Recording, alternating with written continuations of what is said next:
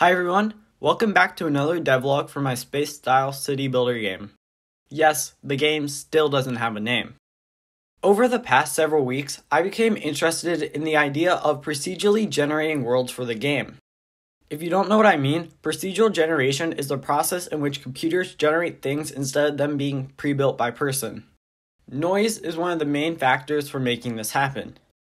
Even as complicated as it seems, noise is just random values between 0 and 1. However, this isn't always true as noise can be altered to create endless patterns. One of the many techniques used to create this is called Cellular Automaton. Cellular Automaton is a process in which values are set depending on the amount of similar surrounding values. For example, when you give noise a fill percent like this, fill percent being any value over a specified amount is set to 1. Cellular Automaton will check every square for surrounding walls in a 3x3 grid. Then, the square is set to a wall if the wall amount is greater than 4. This technique can be used in a very similar way to create sand between land and water. But that didn't go great the first try. Both the island and lake biomes can be generated this way, the only real difference is the fill percent. Generating the river biome was a lot more difficult. Originally, the idea was to use a noise function called whirly noise. This function created these more cell-like shaped areas throughout. In fact, this isn't even true whirly noise. Instead, I ended up generating random points around the grid and then calculated the distance between them. This is what gives them less of a cell-shaped design than normal. However, if you haven't already noticed, these don't look a lot like rivers at all. Typically, rivers bend and turn throughout landscapes through a process called erosion, which also meant it was kind of back to the drawing board for ideas. River generation now consists of 3 main steps. Each river starts off with choosing 2 different sides of the grid and random positions within them.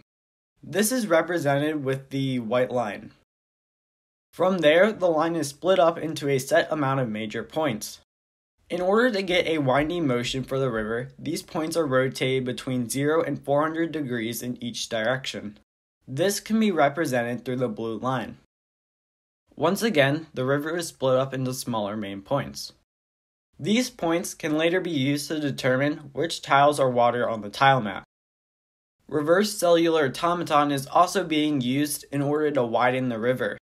Oh, and the whole process to code river generation took a lot longer than I would like to admit. One problem with using 2D worlds is generating height. As you could easily generate a mountain by offsetting each tile's Y value, everything behind the peak of the mountain would be unseen by the camera because it's 2D. I thought the best way to try this out would be creating a simple biome like craters. Craters are generated by selecting random points on a map and setting the crater size for each of them. The same technique as fake whirly noise is used for this, where all the tiles are set depending on the distance to a central point. Even though this does create good results in creator variety, building breaks because you are able to build on different levels and connect. A possible solution to this could be using sand method like before, but this can be very unreliable as gaps are left everywhere. But that's a later problem.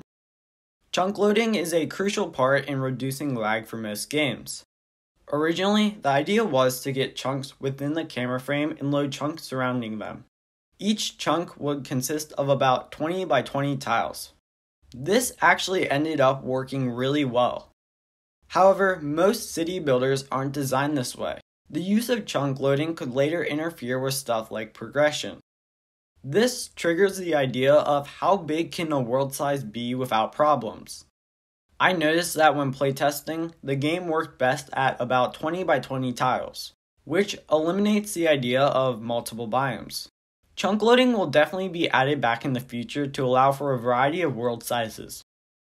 Anyway, I hope you enjoyed the progress I made over the past month. If you did, please consider subscribing as it will help out the channel a lot. See you next time.